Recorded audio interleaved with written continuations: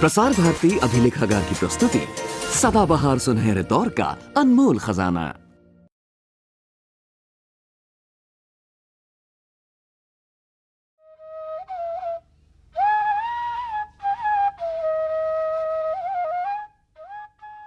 दूरदर्शन के साहित्यिक सांस्कृतिक कार्यक्रम आयाम के अंतर्गत प्रज्ञा वेणु पर आज की चर्चा आयोजित की गई है।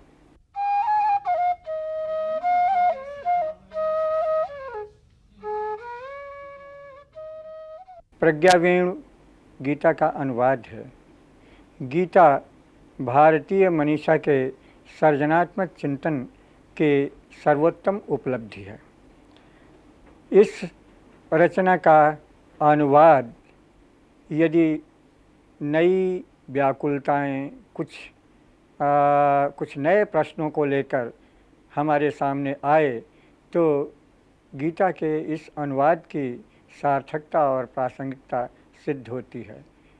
इस रचना के अनुवादक ने अपनी भूमिका में इस बात को स्पष्ट किया है कि यह अनुवाद केवल उनकी वैयक्तिक इच्छा का परिणाम नहीं है, बल्कि उन्होंने आधुनिक युग के सृजनात्मक चिंतन के केंद्र में गीता को रखा है। यानी गीता एक बौद्धिक केंद्र है आधुनिक युग के चिंतन का भी, जिससे एक परिप्रेक्ष्य की प्रस्तावना होती है।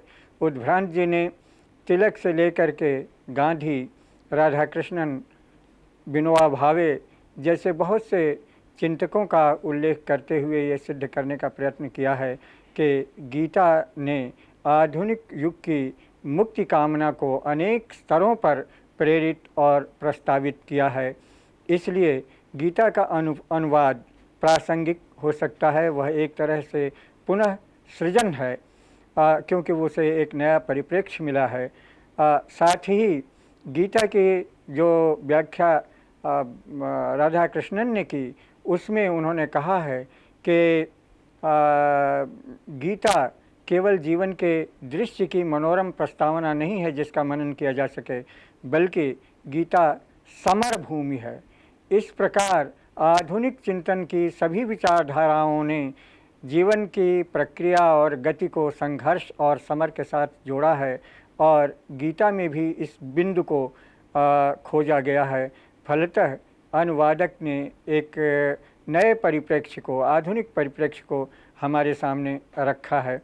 इस तरह गीता का यह अनुवाद आधुनिक बौद्धिक उत्तेजनाओं को प्रस्तुत करता है और आज के जीवन के संदर्भ में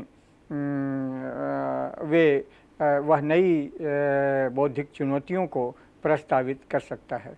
इस प्रकार यह गीता का अनुवाद यदि पुनः सृजन कहा जाता है तो उसमें कोई अत्युक्ति नहीं होगी।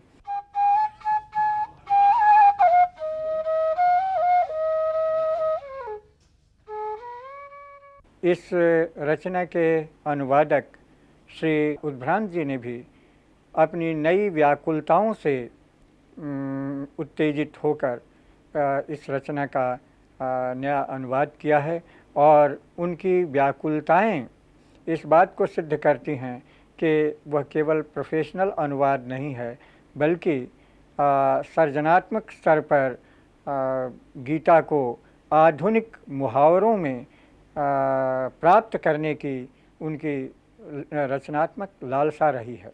आज के इस विचार विमर्श में भाग ले रहे हैं लाल बहादुर शास्त्री संस्कृत विद्यापीठ के कुलपति प्रोफेसर वाचस्पति उपाध्याय, कादम्बिनी के संपादक श्री राजेंद्र अवस्थी, कवि कथाकार श्री अमर गोस्वामी, पत्रकार और कवि डॉक्टर हेमंत जोशी, वरिष्ठ पत्रकार श्री राहुल देव जी, और उनके साथ सामान्य पाठक के रूप में श्री एन शर्मा और सुश्री मीनू जोशी भी इसमें हिस्सा ले रही हैं। कार्यक्रम का संचालन कर रहे हैं हिंदी के प्रसिद्ध उपन्यासकार डॉक्टर नरेंद्र कोहली। हे भरत, जब जब पतन हो धर्म का, अपधर्म की हो वृद्धि, तब तब मैं किसी भी जीव का आकार लेकर प्रकट होता हूँ स्वयं। हे भरत, जब जब समय की मांग हो, मैं साधु जन उद्धार हित और दुष्ट जन के नाश को सद्धर्म की संस्थापना के लिए लेता जन्म हूँ। इस चर्चा में भाग लेने के लिए जो आमंत्रित अतिथि हमारे साथ हैं, उनमें मेरे दाहिनी ओर सबसे निकट बैठे श्री राजेंद्र अवस्थी, जो कथाकार और कादम्बिनी के यशस्वी संपादक हैं। उनके साथ डॉक्टर वाचस्पति उपाध्याय, जो संस्कृत के प्रसिद्ध विद्वान, अध्यात्म विद्या के ज्ञानी और विश्वविद्यालय के कुलपति हैं। उनके साथ बैठे हैं डॉक्टर हेमंत जोशी, जो अनुवादक भी हैं, आलोचक भी हैं और पत्रकार भी हैं। सबसे अंत में इस ओर बैठे हैं श्री A.N. शर्मा, जो संवेदनशील पाठक के रूप में हमारे साथ हैं। मेरी बाईं ओर बैठे हैं श्री अमर गोस्वामी, जो अच्छे कथाकार, पत्रकार और संपादक हैं। उनके साथ ही आपके परिचित श्री राहुल देव बैठे हैं, जो यशस्वी और प्रखर पत्रकार तो हैं ही, अत्यंत सुदर्शन पुरुष हैं, इसलिए आज तक में आपको दिखाई देते हैं। और अंत में बैठी हैं मीनू जोशी, वे भी संवेदनशील पाठक के रूप में हमारे साथ हैं। आज का विषय हमारा प्रज्ञा वेणु पर चर्चा है। आप जानते हैं कि महाभारत का एक अंश है श्रीमद् भगवत गीता, और वो इतनी महत्वपूर्ण कृति है कि स्वतंत्र कृति का उसको महत्व मिला। और केवल इतना ही नहीं कि महाभारत से पृथक होकर के गीता एक स्वतंत्र कृति बनी, उसके जितने भाष्य हुए हैं, उस पर जितनी टीकाएँ हुई हैं, उन सब को देख करके ये लगता है कि एक व्यक्ति उसको एक रूप में समझता है और जब उसका भाष्य करता है तो उसका एक रूप होता है, और जब दूसरे व्यक्ति के द्वारा किया गया भाष्य हम पढ़ते हैं तो वो कृति रह ही नहीं जाती। इतनी संभावनाएं उसमें हैं। हिंदी में उसके अनेक अनुवाद हुए हैं। भाष्य और टीकाओं के अतिरिक्त स्वतंत्र कृतियों के रूप में भी उनके अनुवाद हुए हैं। श्री सत्यपाल बेदार सरस का गीता माधुरी मेरे पास इस समय है, श्री हरिभाव उपाध्याय का हिंदी गीता, और श्री किशोर चंद्र कपूर किशोर की श्रीमद् भगवत गीता, जो पद्यानुवाद और छंदोबद्ध अनुवाद हैं। आज की पुस्तक जो हमारे सामने है, हमारे प्रसिद्ध कवि उद्भ्रांत की प्रज्ञा वेणु।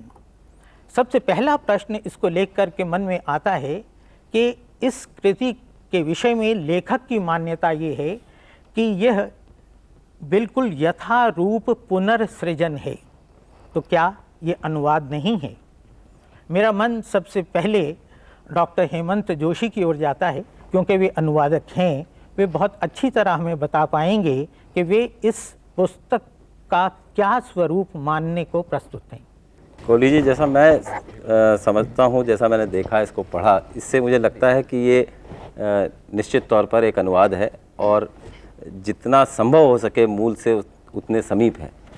और इसमें कवि उद्भ्रांत जी ने, क्योंकि इसका पुनर्सृजन कहा है इसको, तो इसमें कुछ पुनर्सृजन इस अर्थ में भी है कि एक तो कई जगह स्वतंत्रता उन्होंने ली है, जैसे श्रीमद् भगवद गीता की जगह प्रज्ञा वेणु शीर्षक ही दिया है।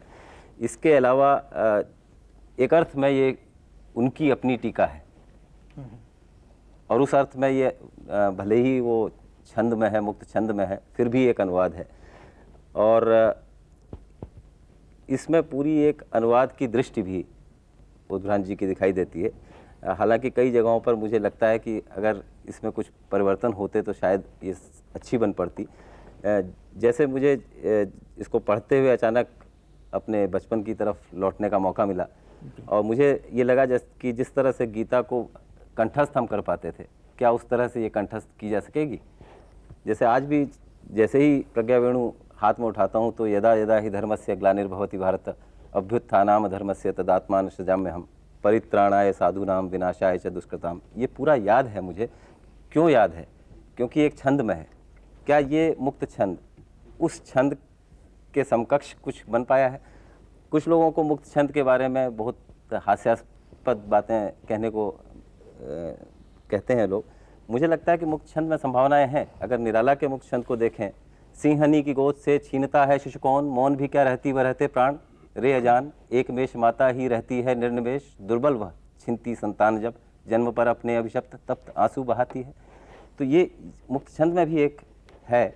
और निश्चित तौर पर जो छंद उद्भ्रांत जी ने चुना है, इसमें बहुत सारे जगहों पर मुझे ऐसा लगा कि वो कंठस्थ हो सकते हैं। ये जो हमारी एक परंपरा है काव्य अनुवाद की, उस परंपरा में एक प्रयोग की तरह से उद्भ्रांत जी की ये प्रज्ञा वेणु हमारे सामने आई है। और इसमें अभी मुझे तो लगता है कि थोड़ा और डूबने की ज़रूरत है, तब कुछ मैं टिप्पणी कर पाऊँगा कि अनुवाद कैसा है कैसा नहीं है। लेकिन जितना ऊपर से देखने में लगता है कि दो चीज़ें तो उन्होंने निश्चित तौर पर की हैं कि ये तो अनुवाद ही है, क्योंकि समीप रहे हैं, जितना कोशिश कर सकते थे उससे छूट नहीं ली है। जो मैथिली शरण गुप्त ले चुके हैं वैसी छूट नहीं है। लेकिन साथ ही साथ एक हिंदी के छंद को भी उसमें ढालकर कोशिश ये की गई है कि वो हिंदी के पढ़ने वालों के लिए, जिन लोगों को संस्कृत नहीं आती, जैसा इसमें कहा गया है कि जो संस्कृत से अनभिज्ञ हैं, उन लोगों के लिए एक सरस पाठ बन सके।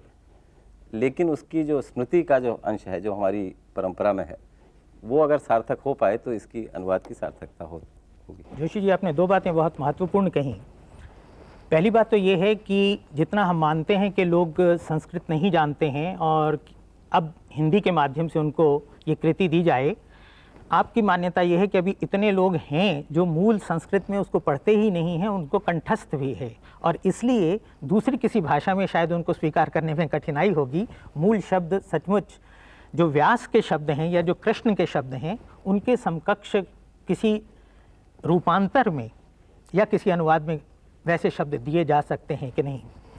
दूसरी बात जो आपने कही कि है तो ये मुक्त छंद, पर छंद मुक्त और मुक्त छंद में अंतर है, क्योंकि अधिकांशतः मुक्त छंद के नाम पर हम छंद से मुक्त हो जाते हैं। ये दोनों बातें महत्वपूर्ण हैं, हम चाहेंगे कि इस पर बात करें।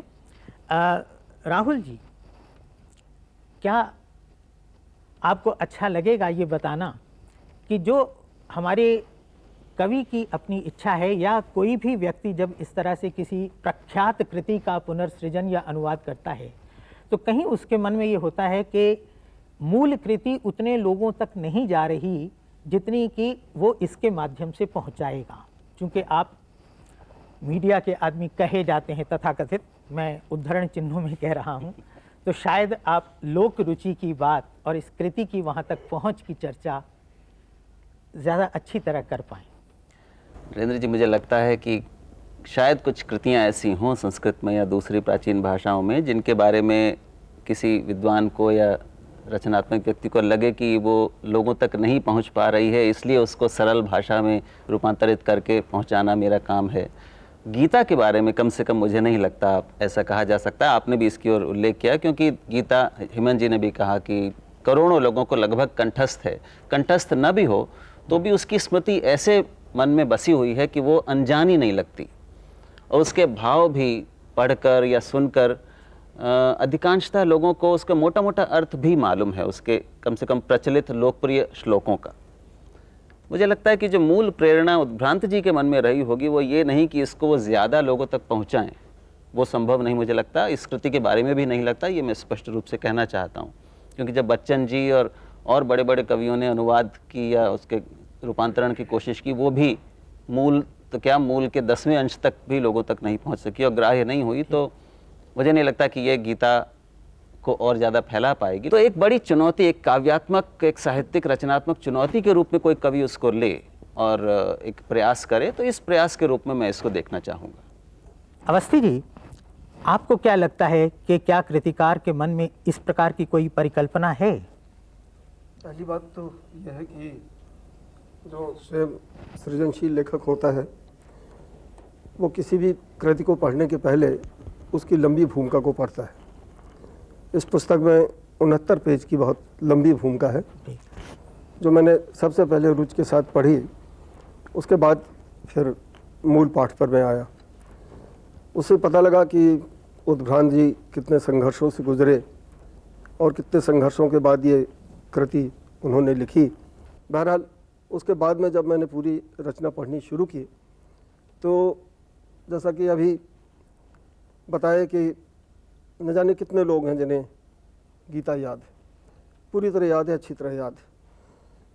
तो इसका एक छोटा सा ही अंश मैं बताऊं कि जैसे यदा यदा ही धर्मस्य ग्लानिर्भवति भारत, उस पर लिखा है इन्होंने उद्भ्रांति जी ने, हे भरत, जब जब पतन हो धर्म का, अब धर्म की हो वृद्धि, तब तब मैं किसी भी जीव का आकार लेकर प्रकट होता हूँ स्वयं।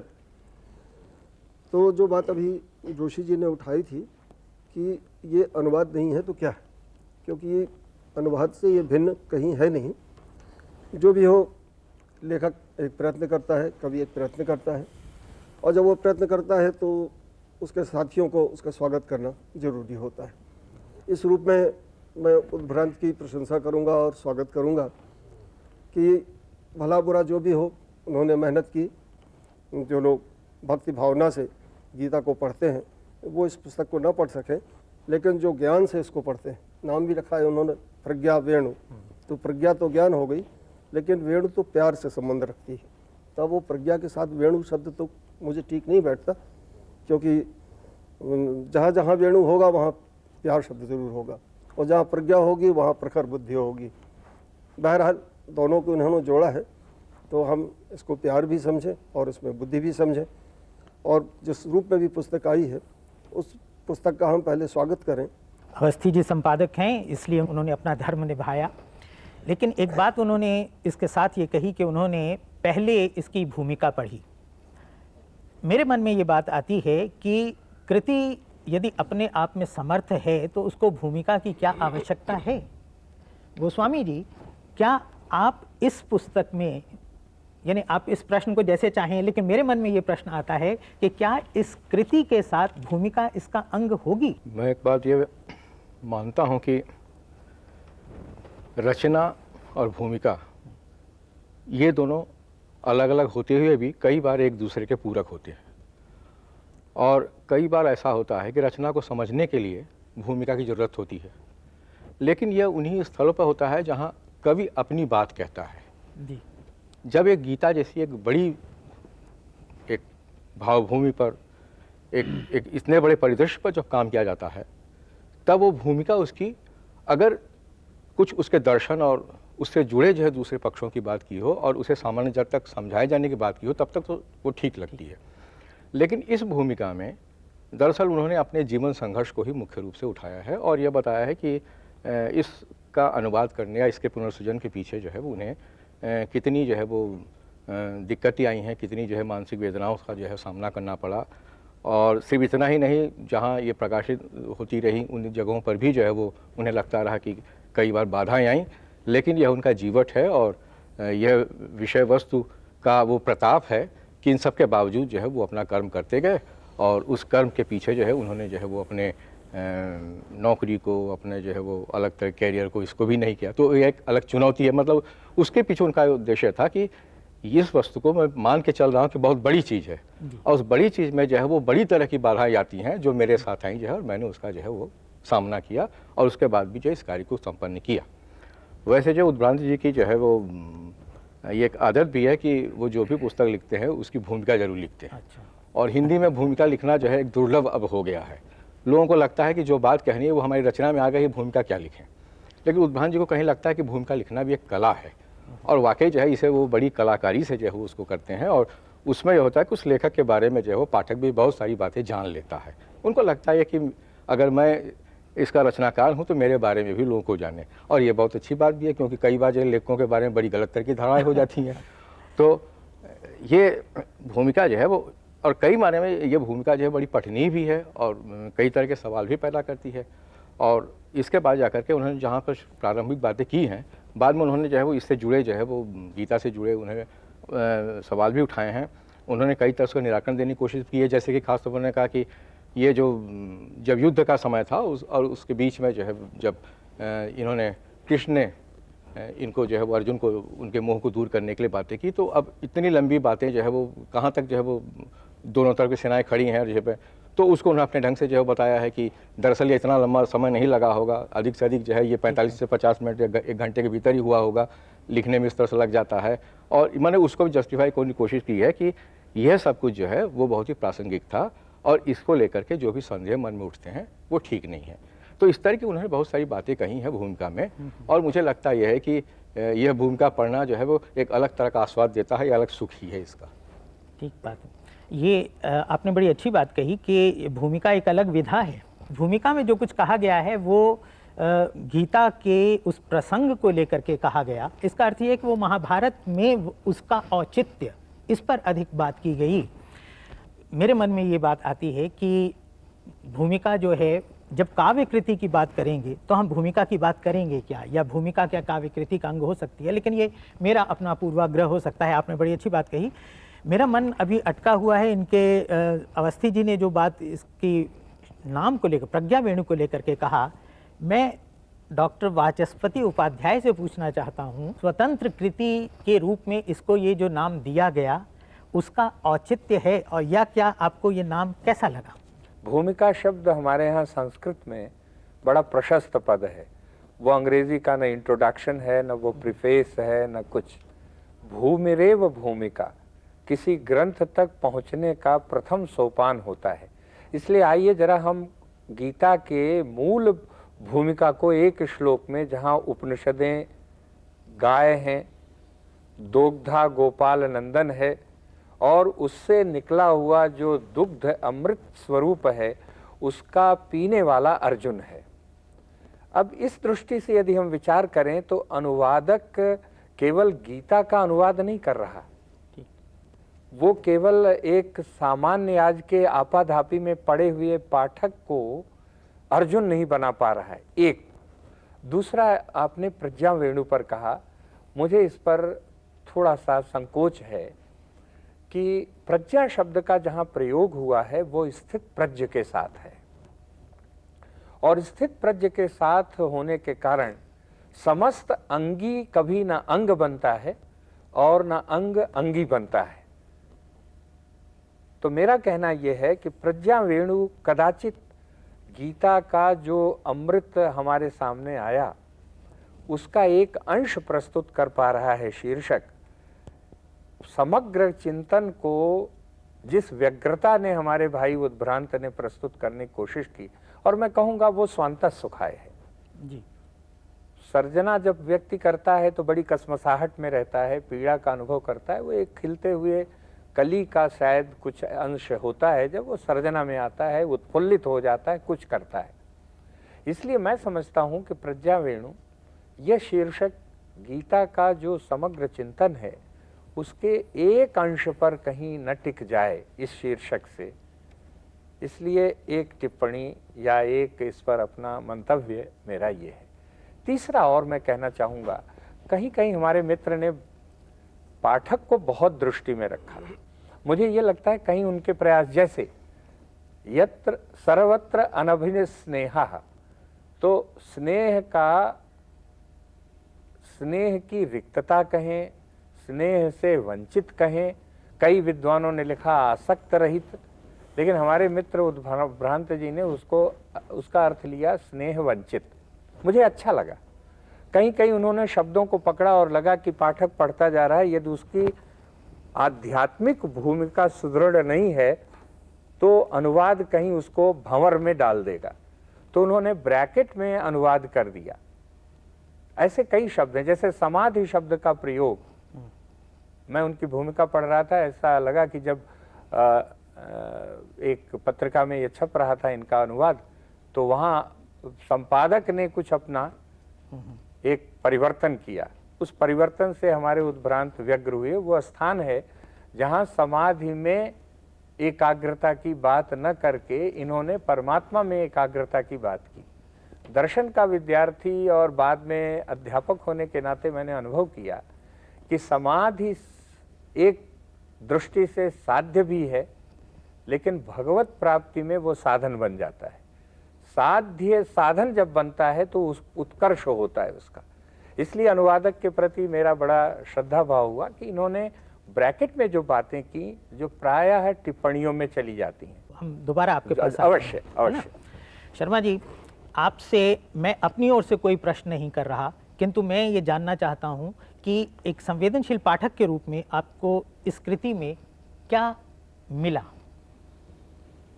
ऐसा है, मैं ज़्यादा हिंदी का ज्ञाता भी नहीं हूँ। जस्ट 10वीं क्लास तक आप समझ सकते हैं मैं हिंदी पढ़ी है। मुझे यहाँ बैठने से जो कुछ ज्ञान मिला, राहुल जी ने कहा, अवस्थी जी ने कहा कि करोड़ों लोग संस्कृत में कंठस्थ याद किए हैं गीता जी को। बचपन में हमारी माता जी कुछ कंठस्थ ऐसे ही सुबह उठ के बोला करती थी। वो सारे श्लोक जाने अनजाने मेरे अंदर थे, लेकिन क्योंकि हमारी पढ़ाई कुछ ऐसे सब्जेक्ट में चलती रही, इसका मौका बना नहीं। लेकिन अंदर कुछ इच्छा कभी थी कि गीता को कैसे पढ़ा जाए, संस्कृत तो आती नहीं। तो जब ये उद्भ्रांत जी की किताब हमें मिली तो इसको पढ़ने से मुझे एक तो ये हुआ कि वो चीज़, एक जो पहले इच्छा थी मन में, वो जागी कि हाँ ये ठीक है। और मुझे वो श्लोक जो ध्यान में थे, अंतर ध्यान में तो थे, लेकिन वो बाहर मैं कह नहीं सकता था, वो मुझे कुछ मिला। दूसरा बात ये भी है कि राहुल जी ने बड़ी अच्छी बात कही कि करोड़ों लोग कंठस्थ तो जानते हैं, लेकिन हम ये देखते हैं कि आने वाली पीढ़ी में इतने लोग शायद ना तो संस्कृत जानने वाले हैं, ना इतने आगे जानने वाले होंगे। तो उनको ये उद्भ्रांत जी की इस किताब से कुछ और पढ़ने वाले व्यक्तियों में वृद्धि होगी तो मैं समझूंगा उद्भ्रांत जी की इसी में बड़ी सफलता है। इसी संदर्भ में चाहूँगा कि मीनू जोशी आप बतलाएं कि आपको क्या मिला? गीता के नाम पर हमारे घर में जो माहौल, जिस माहौल में हम बड़े हुए हैं, यदा यदा ही धर्मस्य ग्लानिर्भवति भारत, वो श्लोक या फिर एक दो और श्लोक जो हम लोगों को घर के सभी तमाम सदस्यों को कंठस्थ हैं, याद है, सुनते आ रहे हैं, अपने ये हिसाब से, अपने अंदाजे से थोड़ा बहुत मतलब उसका जानते आ रहे हैं। लेकिन वास्तव में गीता है क्या, ये हकीकत में नहीं मालूम था। कुछ चीज़ें मालूम थी, कर्म किए जा फल की इच्छा मत कर, जो कुछ हैं 10-12 मेन शिक्षाएं, वो सभी को मालूम था। लेकिन असल में गीता है क्या? एक दो बार श्रीमद् भगवत गीता पढ़ने की कोशिश की, लेकिन नहीं आई, समझ नहीं आई, बिल्कुल ऊपर ऊपर चली गई। अभी पिछले दिनों मैं बीमार पड़ी तो किसी मित्र ने प्रज्ञा वेणु ला कर दी, पढ़ा, पहले उसका अनुवाद ही पढ़ा, पहले भूमिका पढ़ी, उसके बाद इच्छा और ज़्यादा बढ़ी कि देखा जाए ये क्या है। पढ़ा, सचमुच कुछ चीज़ें बहुत अच्छी लगी, जैसे कि बाहर लिखा हुआ है सहज सरल सुबोध सुगेय, तो लगा हाँ सहज और सुबोध तो है, सरल है, और कुछ चीज़ें उसमें ऐसी हैं जो हकीकत में मालूम ही नहीं थी। जैसे बड़ा एक सिंपल सा वर्ड है, हम सभी कृष्ण जी के लिए, इसमें हैं या मूल गीता में भी हैं? शायद वो मूल गीता में उतने स्पष्ट तरीके से नहीं कही गई है। पढ़ी जी, आप उनकी तुलना कर रहे हैं? तुलना कर रहे हैं। इसमें जैसे एक जगह मधुसूदन, उसके बारे में काफ़ी अच्छा दिया है उद्भ्रांत जी ने। मधुसूदन, मधु नामक दैत्य का संहार किया था जब, तो हमारे इवन छोटे ब्रदर ने हैरानी से कहा, दीदी मधुसूदन इसलिए कहते हैं। तो ये ठीक है, संस्कृत के श्लोक याद हैं, गीता याद है, लेकिन हमारे विचार से आप सब लोग हिंदी साहित्य की दिग्गज हैं, महान विभूतियां हैं, आप सभी लोग उस स्तर पे सोच सकते हैं। लेकिन आम आदमी आज भी गीता को जितना जानता है, प्रज्ञा वेणु को पढ़ने के बाद वो उससे और ज़्यादा जान पाएगा, ऐसा मेरा अपना विचार है।